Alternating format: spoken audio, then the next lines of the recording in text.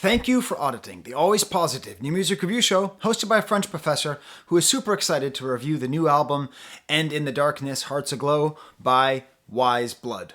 Not Weyes Blood, which I thought, before I looked a little bit into her biography. Now, in general, I stay away from biography when reviewing an album. I prefer to be a little bit more intellectual in my approach and not just be like, this was her life, this is her music, that kind of straight line, base level understanding of art and its reflection of human experience.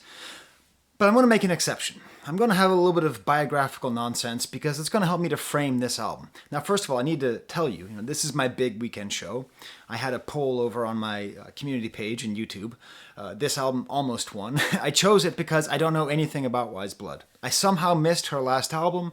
I've gotten comments here and there from people saying, hey, you really should look into Weyes Blood. She's really great. But I just sort of missed it. So I'm really excited to spend a good couple days here really listening to this music and learning a lot about her. Now, in the biographical stuff, a lot of it's fun, but not necessary. Apparently, she works with Tim Heidecker, which I'm very jealous of. I really enjoy Tim Heidecker's art. Apparently, that was her doing the Joni Mitchell cover with Lana Del Rey, and definitely you hear a lot of Joni Mitchell in her singing and in her performance. But what I find most interesting is how she cites Nilsson as one of her biggest influences. You'll see a picture there of one of her Instagram posts standing in front of that poster from this album. And this is really what I think is the most interesting thing about, well, it's not the most interesting thing about her, but it's the most interesting thing I think I can bring to it, because I really love Nilsson. And the thing is that the way that she wears the Nilsson influence is not super obvious. What ends up happening is that a lot of Nilsson fans, and myself included, are hipster douchebags, okay? Like when I was most into Nilsson was at a time where I was at the pinnacle of being kind of a hipster douchebag. Like I lived in LA, I wore bathrobes out, I thought I was a little bit too cool, I thought I was ahead of the curve. But the thing is, that's not his fault. That's just how his fans have been. But what ends up happening is the cult of Nilsson, the sort of self-destructive side of Nilsson, the sort of, oh, you don't know much about him, but you'd be surprised how many of the songs you actually know. And all that kind of, frankly, toxically masculine way of appreciating Nilsson's music has overshadowed a lot of his greatness. So what makes Weyes Blood so wonderful in continuing the tradition of Nilsson is in continuing the tradition of just great artistry, wonderful songwriting, and a voice that breaks your heart. So I'm going to do this because I know a lot of people are watching who are Weyes Blood fans and who might know a little something about Nilsson. Now, the thing is, I'm super into Nilsson, this is the go-to album that everyone goes to. It is a great album. You should definitely listen to it and own it and know it well. But he has a lot of misses, like Sons of Smilsson was the next album. There's 5 good songs on there. A little bit of Smilsson in the Night is good if you like standards. It's kind of ahead of its time in that way. I had to go to the record archive and find these albums that were never even put onto CD. Sandman and Do It on Monday. Recently, his Popeye demos have come out. Those are just great. But for the purposes of this artist, for best understanding, I think what you really need to do is listen to 2 things. One, find anywhere you can to listen to his early demos. He used to work at a bank, and then he would go and record his music. Very, very young, before the drugs, before the just party life, before he became the cult of Harry Nilsson, and he was just Harry Nilsson, the songwriter. But most importantly is Aerial Pandemonium Ballet. I'm not holding it up because albums that I listen to that much get lost. It's either in one of my cars or it's underneath a couch somewhere. But truly, if you've never heard Aerial Pandemonium Ballet, listen to that album front to back and you'll see what it is that great artists like Weyes Blood see in Nilsson. That songwriting and that voice and a sort of very human connection between the voice and the ear. There's something about it that's very infectious and very restorative about early Nilsson music. If you can only listen to one song, based on this album, I would suggest you listen to the song Moonbeam. Probably, it's on his most famous album. it's the Moonbeam song. It's on Nilsson Schmilsson. I would actually listen to the demo. You can find that on Spotify. That's where you'll hear the piano and you'll hear the voice. So tell me in the comments, if you are a Weyes Blood fan, what Nilsson do you know? And I think you'll really see a lot of things unlock for you. And what is it that you like about Weyes Blood is what a lot of us hipster douchebags have liked about Harry Nilsson for quite a long time. So that's the first layer of biographical nonsense that ended up being very rich and interesting to me. I mean, the first time I listened to this album, I pressed play and I go, oh, someone likes Nilsson. I didn't even understand that she was actually born in LA and that she works in LA, which makes sense. But it turns out she was born in LA to very Pentecostal and very religious parents. So here's where little details do matter. Now, of course, this means that she has had a very similar life experience to another great California girl, that being Katy Perry. Katy Perry was born in Santa Barbara, actually Goleta, the same hospital where two of my children were born, and then moved around for being Pentecostal. But this birth and this upbringing is super important when we come to understand why her name is not pronounced Weyes Blood, like I thought it was. I thought it was pronounced Weyes Blood because I didn't do the connection. I didn't connect it to Weyes Blood by Flannery O'Connor. Again, if you're a Weyes Blood fan and you're watching my video, I don't know how long this video is going to be. I don't edit. So you tell me. You tell me in the comments, how long is this video? I don't know. Smash the like bucket while you're at it and subscribe. This is where things get really interesting. So if you don't have the time or inclination to read this entire book, which it doesn't take very long to read, seriously, took me a couple hours. But I'm being obnoxious. I read quickly because that's part of my job. It won't take you more than a couple weeks if you read it sort of like a normal pace. Jesus, I sound obnoxious as hell. I'm sorry. This is where I wish I could edit because I don't like sounding that like pompous. It's okay. I do emphasize that I'm a professor. That's pretty pompous. If you don't have the time to get through the whole book, on HBO Max, you can watch the John Huston movie. And in general, I would say, oh, no, don't substitute the book for the movie. But I actually think it works okay.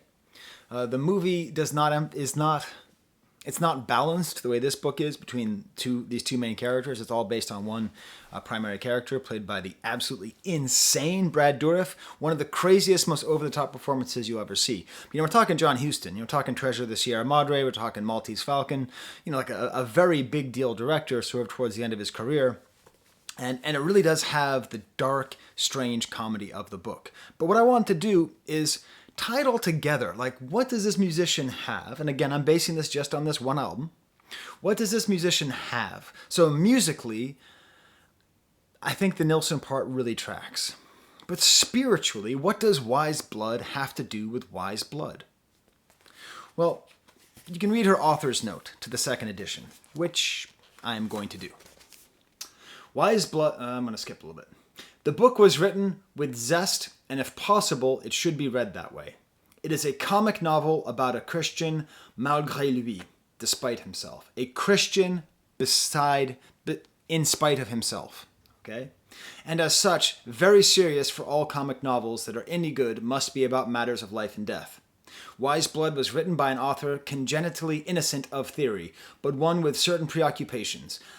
That belief in Christ is to some a matter of life and death has been a stumbling block for readers who would prefer to think it is a matter of no great consequence. For them, Hazel Mote's integrity lies in his trying with such vigor to get rid of the ragged figure which moves from tree to tree in the back of his mind.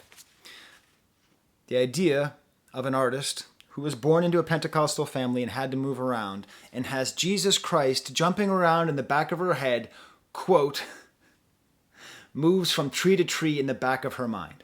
For the author, Hazel's integrity lies in his not being able to. Does one's integrity ever lie in what he is not able to do?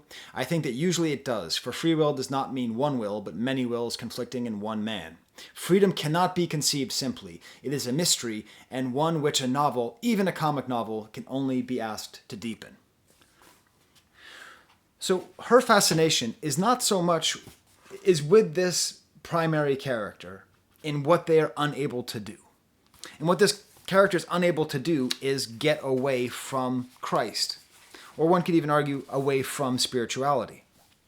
It's all centered on this person who comes back from the war, a man named Hazel, who comes back from the war and starts preaching in the streets. In the movie, it's Macon, Georgia, but it's some mythical town in Tennessee in the book. And he's preaching of a church without Christ. Okay? My Jesus has leaned forward near... my Jesus... I'm sorry. Here he goes. I want to tell you people something. Maybe you think you're not clean because you don't believe. Well, you are clean. Let me tell you that. Every one of you people are clean. And let me tell you why. If you think it's because Jesus Christ crucified, you're wrong. I don't say he wasn't crucified, but I say it wasn't for you. Listen here, I'm a preacher myself, and I preach the truth. So he's going on and on and on, preaching about this idea that Jesus Christ does not matter, that Jesus Christ is a lie used to fool people. He uses the N-word for saying who it's supposed to fool, but what I think she's trying to imply is it's used to fool people who don't have much, that Jesus Christ is a trick. That's the basic idea. I'm going to preach a new church of truth without Jesus Christ crucified. It won't cost you nothing to join my church. It's not started yet, but it's going to be. So here we have a preacher who is preaching Jesus without Christ. So how does that tie together with Weyes Blood? If you just look up Weyes Blood's, I'm not even joking here, her Wikipedia, okay, her Wikipedia. That's how little research you have to do to draw these connections. This is what she says, according to her Wikipedia. Most of the great classical music and early music of our time is written for God in a sacred space. So sacred music is sacred space music, and that was my favorite thing about music. Not so much content-wise, not so much theory and concept of God, but just the idea that we've built this gigantic stone cathedral palace for people to sing in. When I record, I think about sacred space and what I would be, and I think about what it would be, the sound of your soul, if there's music coming out of it. It would probably be an echoey, strange chamber. So what does it all mean? A church without Christ.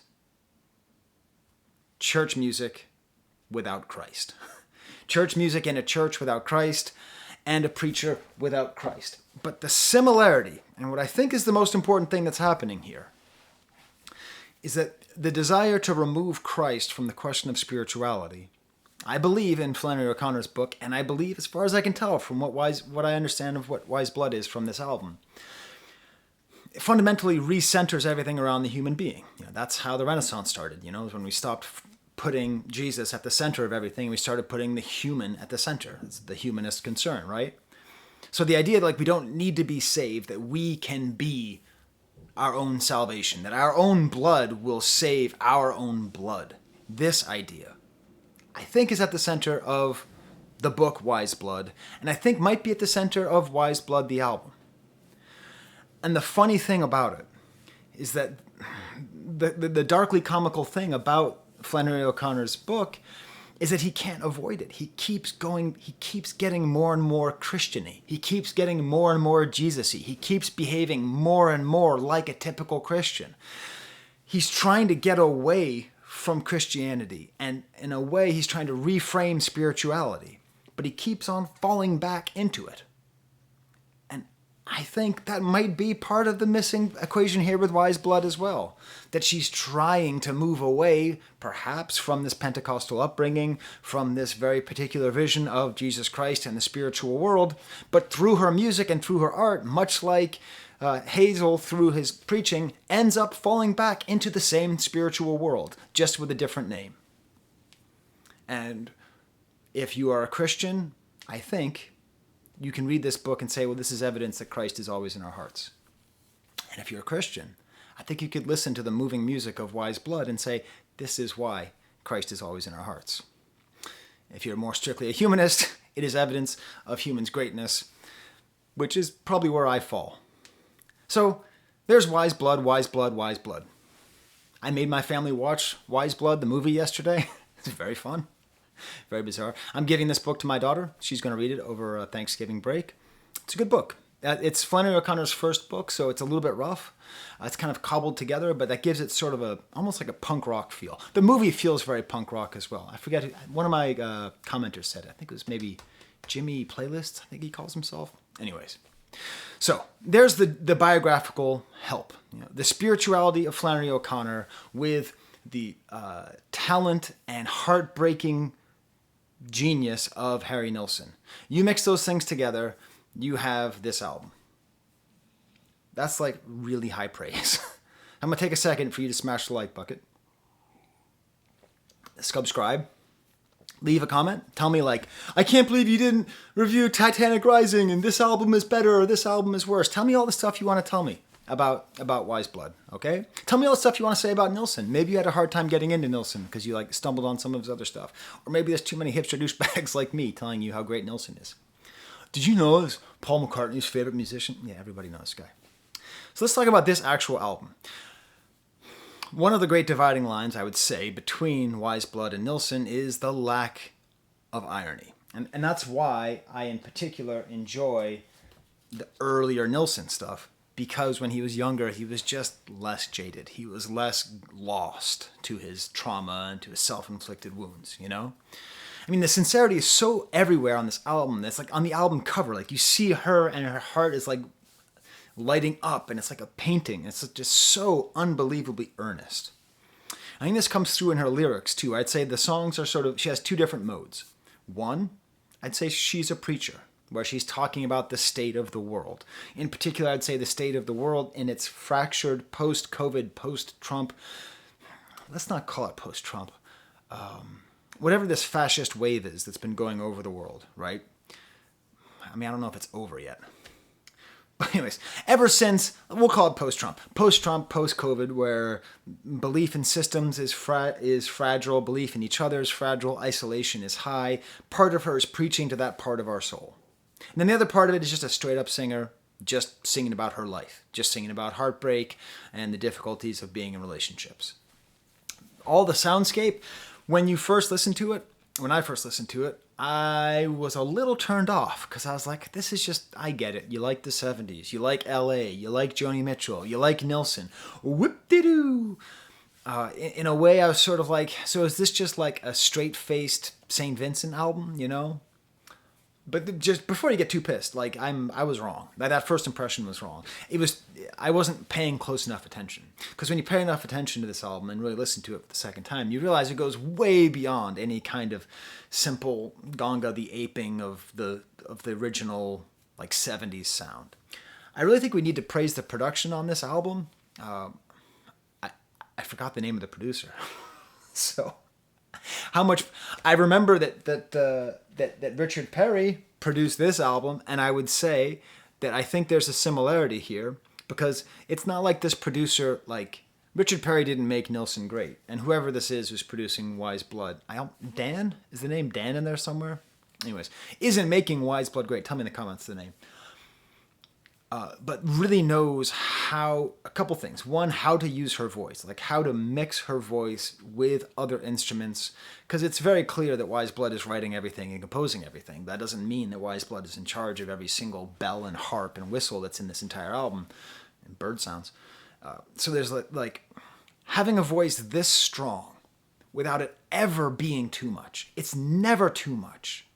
Ever. Her voice is so gorgeous, is so good, but at no point does it ever feel like it's actually dominating the music. Do you have any idea how hard that must be for a producer to balance a voice like this and everything else?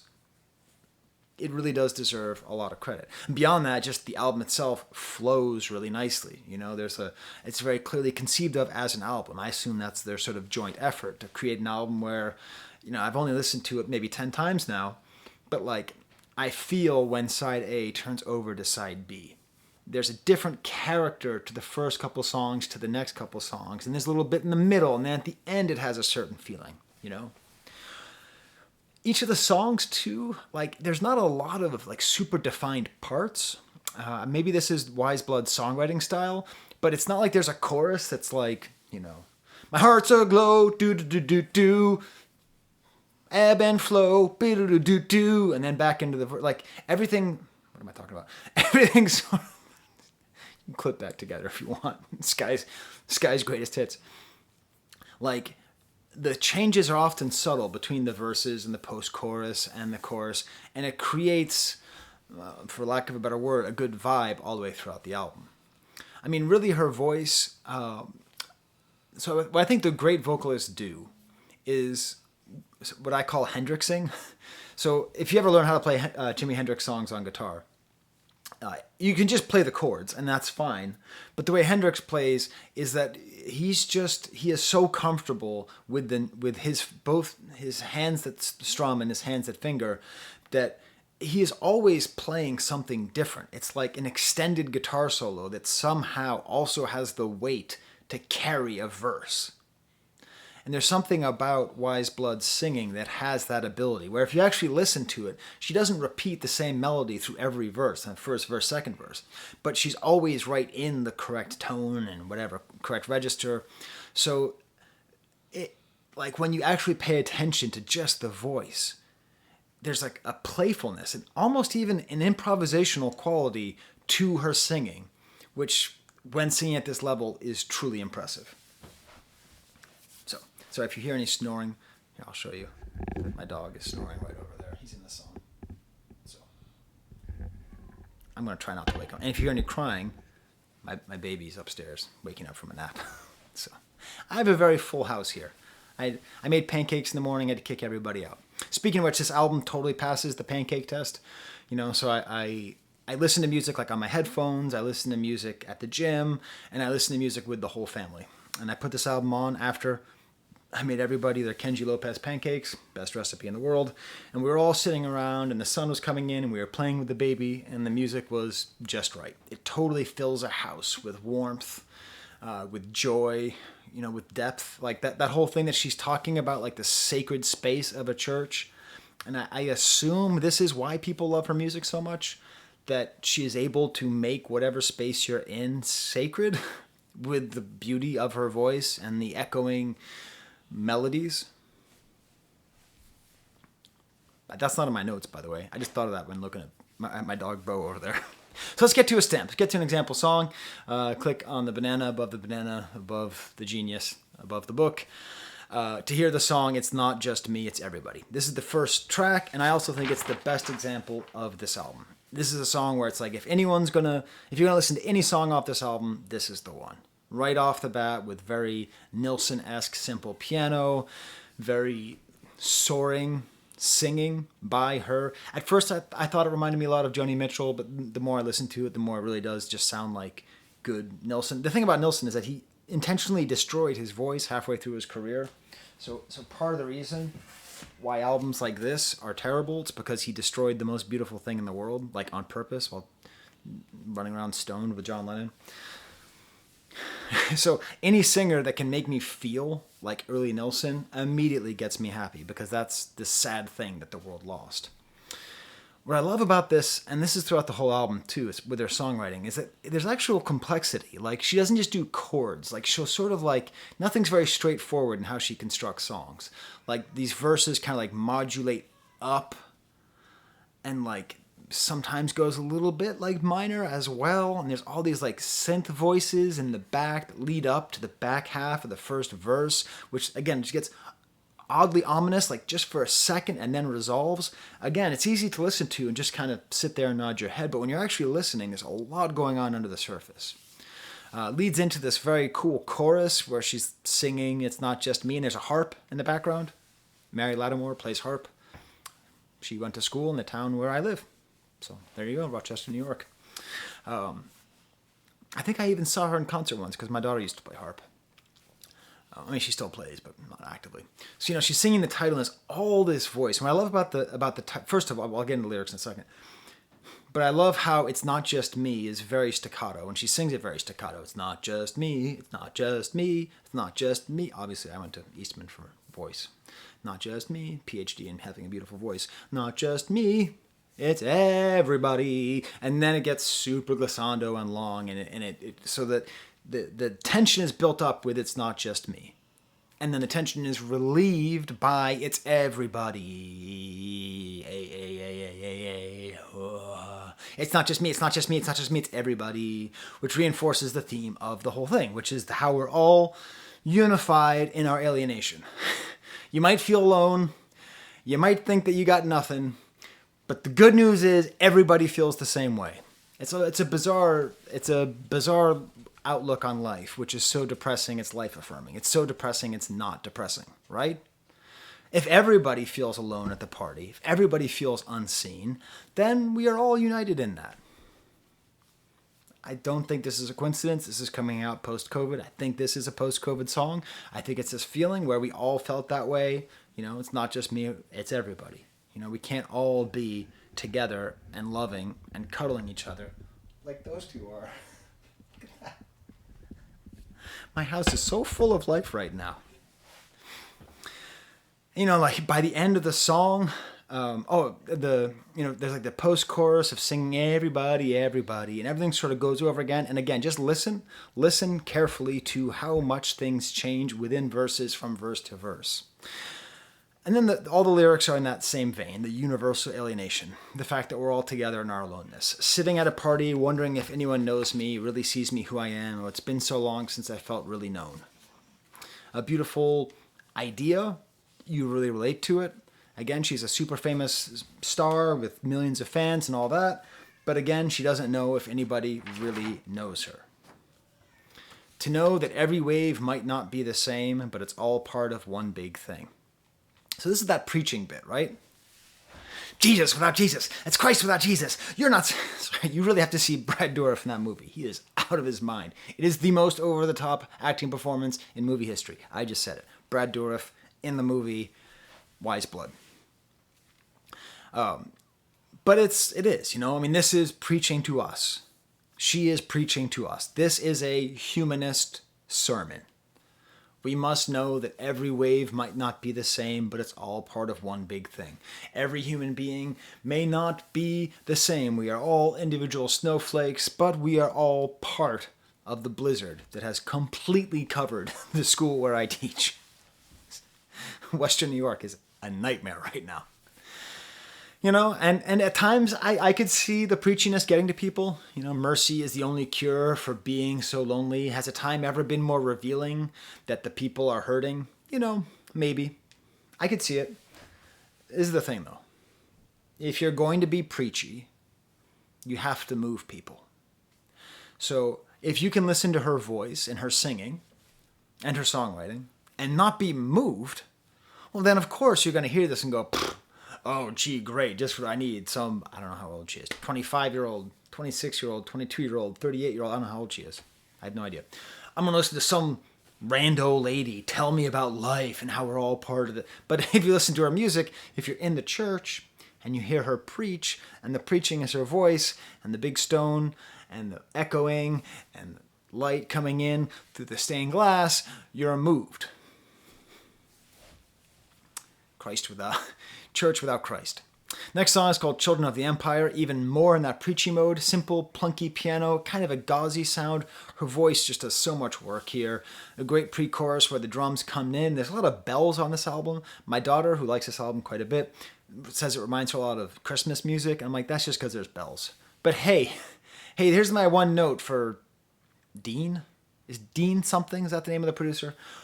Maybe not so many bells for an album that comes out a month before Christmas, because... but then there's cool like snaps at the end as well. And it's like a rinky-dink keyboard that leads into the chorus, the bridge, and another sort of epic outro as well.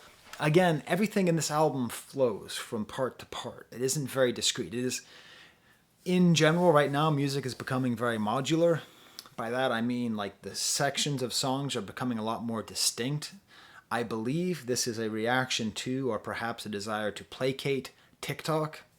I think that Steve Lacy has shown unintentionally that if you make a song with many discrete parts that can express different emotions and you can cut out an excerpt, that's better for getting viral on TikTok. So I think we're seeing music getting more and more discrete parts. This is not that. This is...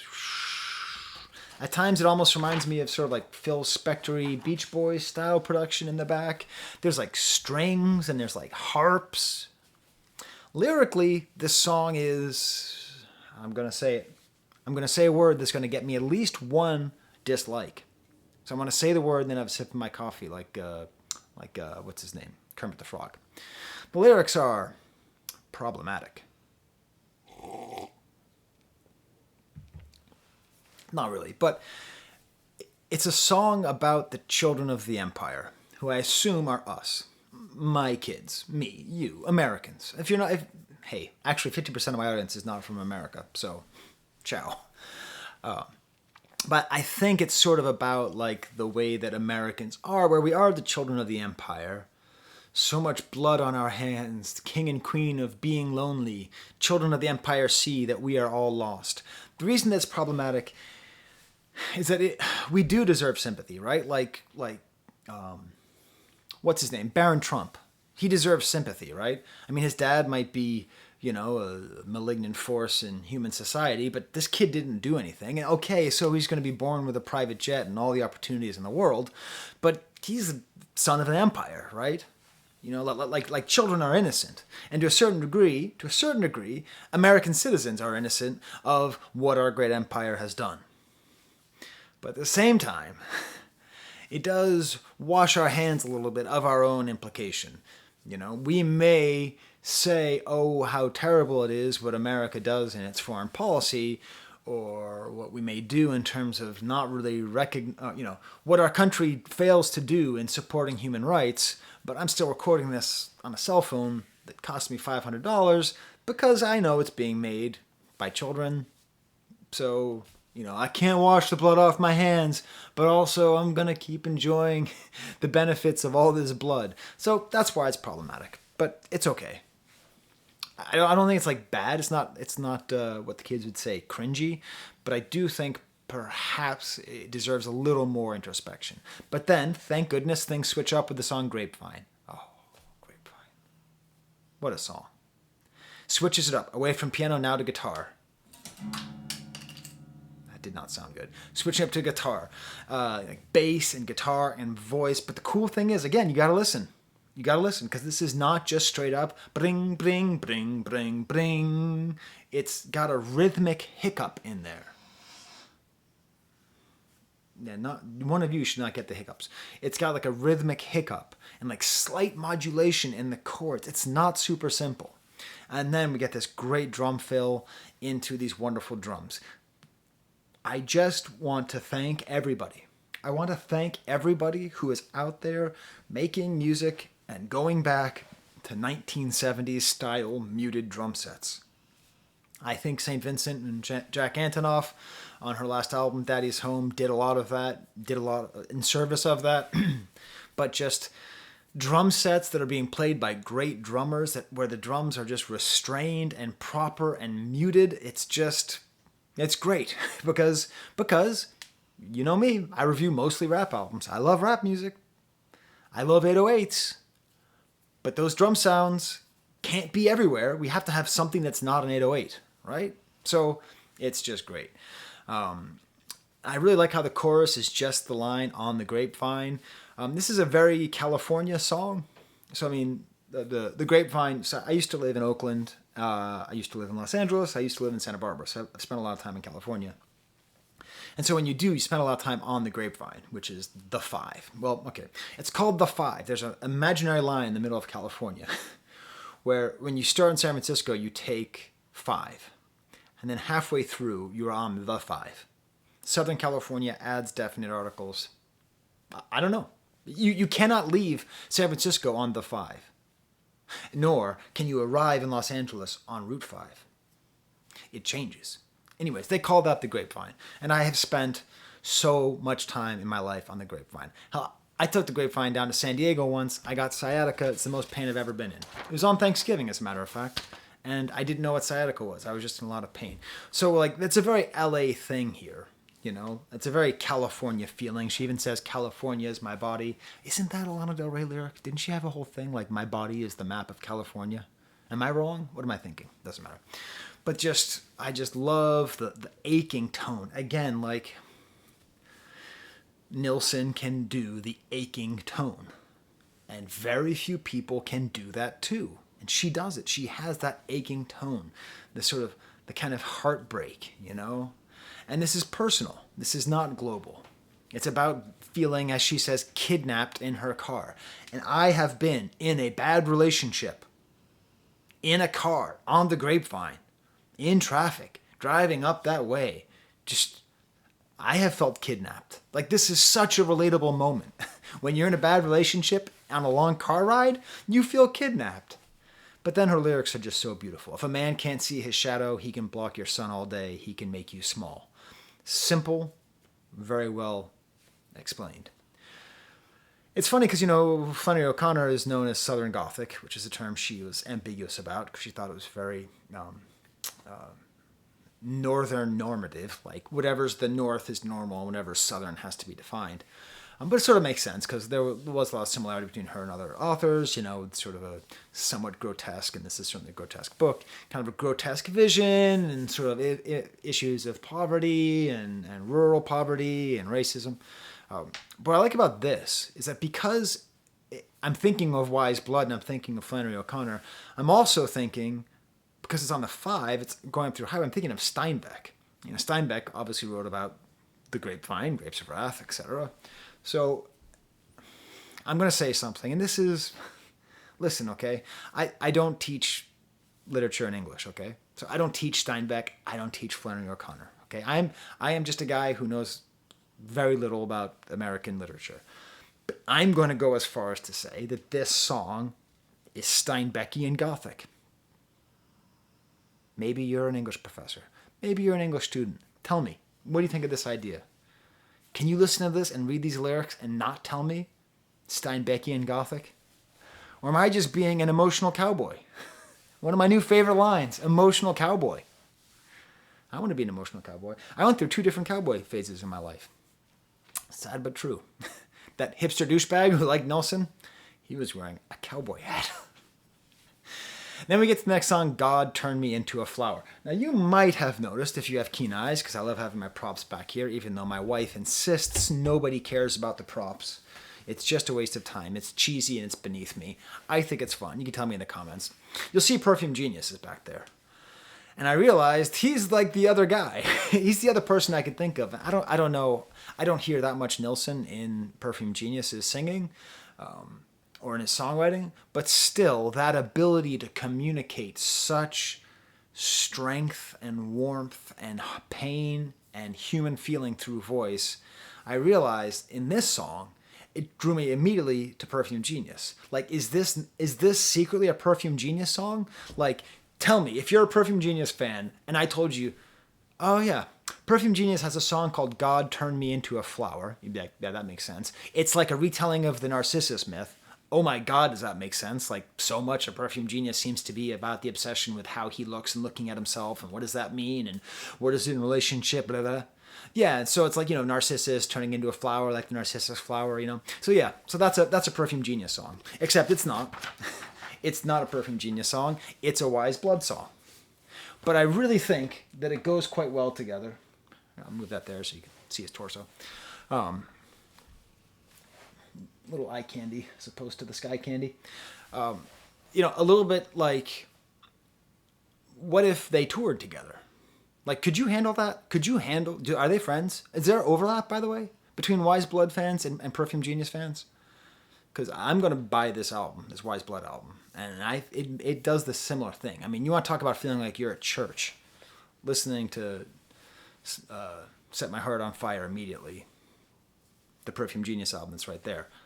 It's really there. But it's just a heartbreakingly beautiful song, like little details that you pick up. Like if you listen to the song, the way she says the word shards, and then there's a little pause and just a little bit of quiet, and like her voice, shards, like, oh.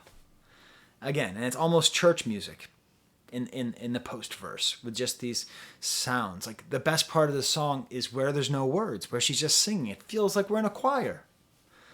The chord progressions do remind me of Creep by Radiohead.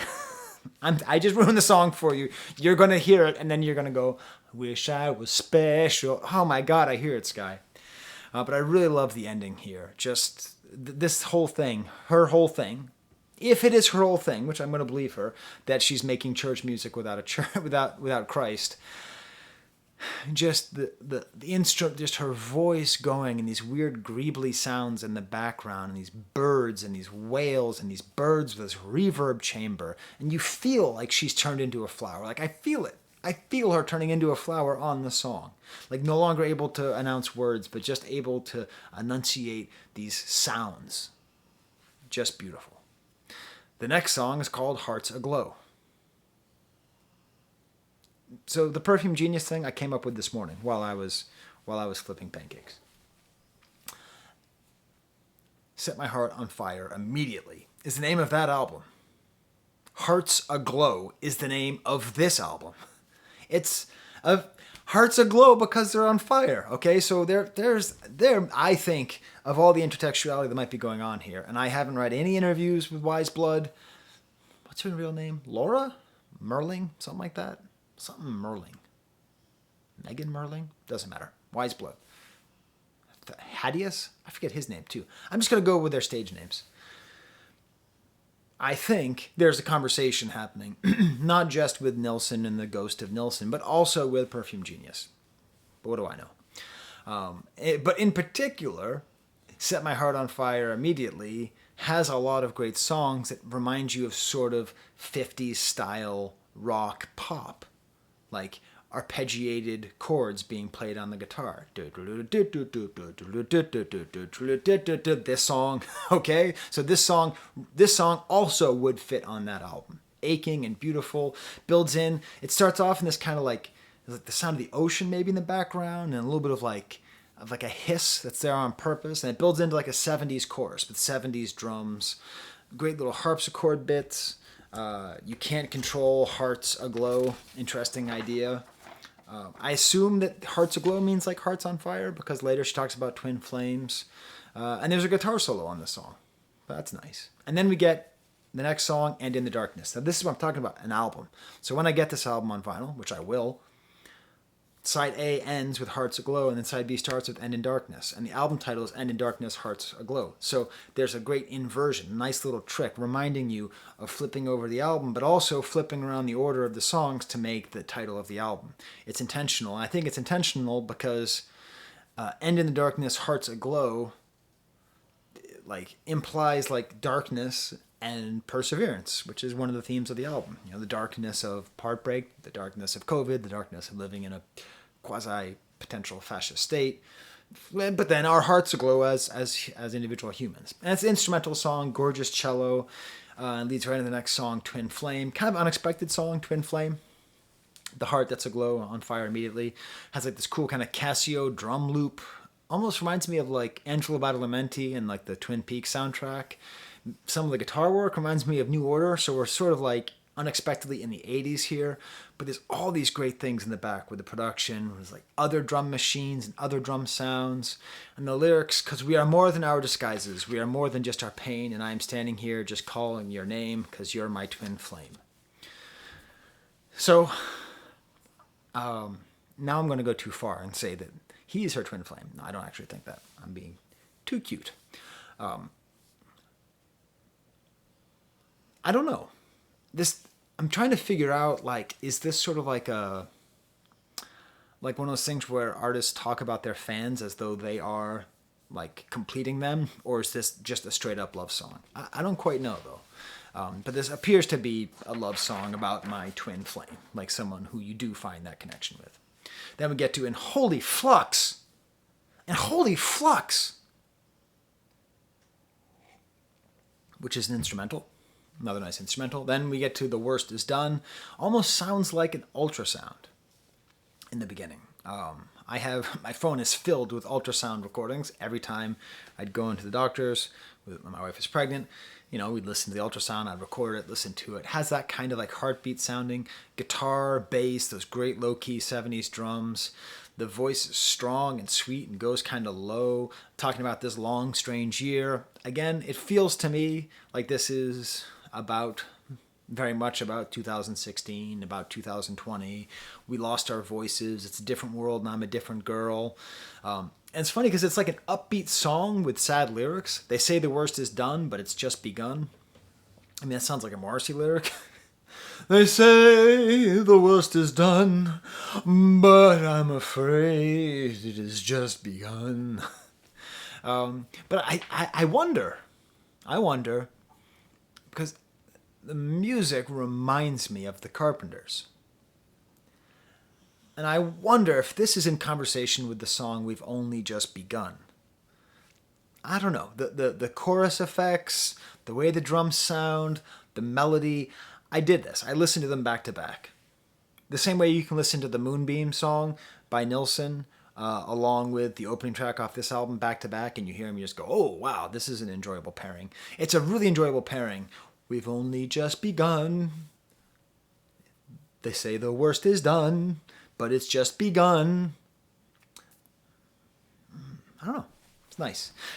There's a whole theme about being cracked. Like we go back to the shards from Narcissus. In general, that appears to be one of these themes. It's like she's presenting a world where the forces of electing someone who legitimately has outward contempt for women, just as one of the issues of Trump that's probably the most salient that people weirdly barely never talk about, which is bizarre. So that feeling of feeling the loss, the disillusionment, and then mixed in with getting cracked through the isolation of COVID, it all kind of goes together. The album ends with A Given Thing. Again, just find some early Nilsson. The early Nilsson stuff, like this is a compilation. All the early Nilsson stuff is stuff he would just go and record when he was on break from his bank. Very sort of Buddy Holly-ish. Like if you like Buddy Holly and you wish that he didn't die, this might be a good way to extend that as well. But just a piano and a voice to start, just such the sustain on her voice. It's just you go out, have a bite to eat, and come back, and her voice is like the sustain on her voice. Again, most people who have that kind of sustain piss me off because it's like, shut up, I get it. I get it. Good job. Hooray for you. You took the voice lesson. Okay? Just like, every other graduate from Eastman in voice. You can do the vibrato with your voice. Okay. But she does it well. Every single time it's necessary. It serves the purpose of the song and the emotional content of the music. It's never just showing off. Making ashes of our joy, and then the voice just gets quieter and quieter until the end. I can't tell where you end and where I begin. It seems that the opening half of the album is sort of about like the sort of more preachy stuff about, and then a little bit of heartbreak, and the back half of the album is a little bit more about like maybe finding a relationship that helps her to feel less isolated, but at the same time there's storm clouds at the edges that might make it a little bit more dangerous. I don't know. So there's my review. There is my review of Hearts Aglow and In the Darkness. No, And in the Darkness, Hearts Aglow by Weyes Blood. I'm so happy I reviewed this. I'm so happy, A, that I got to spend so much time with Nilsson, because I love thinking about Nilsson. B, that I got to read that book. I hadn't read that book before. I'd never read any Flannery O'Connor, who I just kept wanting to call, using West Coast slang, Flannery O'Connor, but I'm not going to. I never read any Flannery O'Connor, so that was great. And then I hadn't seen any late-era John Huston movies, so I got to do that too. And that's part of why I love doing this show. The intertextuality, I do it partly to be like a different guy, because I imagine, you're going to watch other reviews of this album, and I'm sure that, as an example, Fantano's review is going to be great. I doubt he's going to be talking about John Huston for 5 minutes, It's the thing that I do that other people don't do, which is why you're still watching 48 minutes and 42 seconds in. But really, it's just fun for me. And I very, very much tell you, if you are a Weyes Blood fan, I'm not telling you to read the book and listen to Nilsson. She's telling you. I'm just helping you hear her tell you that. Now, these are my Patreons. So when I buy the Weyes Blood album, which I will, it will be with money that they gave me. That's what I try to do with most of the money that they give me. And in particular, every once in a while, I do a thing, almost every video, where in my Patreons, I ask them who wants an individual shout out. I don't care if you're over here on the $3 area, or if you're these superstars in the $50, $20, and $10 range. I don't care. You're my Patreon. I will say your name. Feverboat, Cameron Walker, T. Verga, Charlotte K., Emmett Boyle. You're on these lists, and you wanted a special shout out because you like Weyes Blood that much. So thank you for supporting me. And who knows, maybe Weyes Blood is watching this, and she has now heard your names. Emmett Boyle, Charlotte Kay, T. Verger, Cameron Walker, Jared Peterson, and Feverboat. Okay. Well, okay. You need an update on the dogs. That's where they are now. They're not isolated. Their hearts are aglow. And there's the camera.